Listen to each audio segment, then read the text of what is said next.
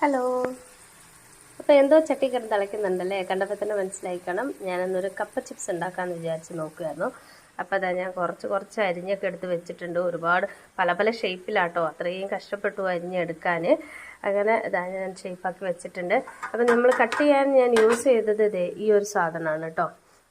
ഇതിൻ്റെ ഈ ഒരു സൈഡും കൊണ്ടാണ് ഞാൻ യൂസ് ചെയ്തത്.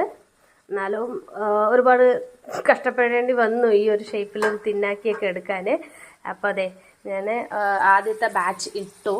എന്നിട്ട് ഇത് ഇളക്കി കൊടുത്തുകൊണ്ടിരിക്കുകയാണ്. അത്യാവശ്യം മൂത്തുകൊണ്ടിരിക്കുകയാണ്. അപ്പം ഞാൻ മൂത്ത സമയത്ത് എന്താക്കി, ഇവിടെ ഉപ്പ് വെള്ളം കലക്കി വെച്ചിട്ടുണ്ട്. അത് നമ്മളങ്ങനെ എണ്ണയിൽ ഒഴിച്ചു കൊടുക്കുകയാണ് ചെയ്യുന്നത്.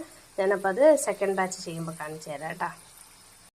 അപ്പോൾ നമ്മളിങ്ങനെയാണ് ഉപ്പുവെള്ളം ഒഴിച്ചു കൊടുക്കുന്നത്. എണ്ണയിലേക്ക് ഉപ്പുവെള്ളം ഒഴിച്ചെന്ന് വെച്ചിട്ട് ഒന്നും പറ്റില്ല.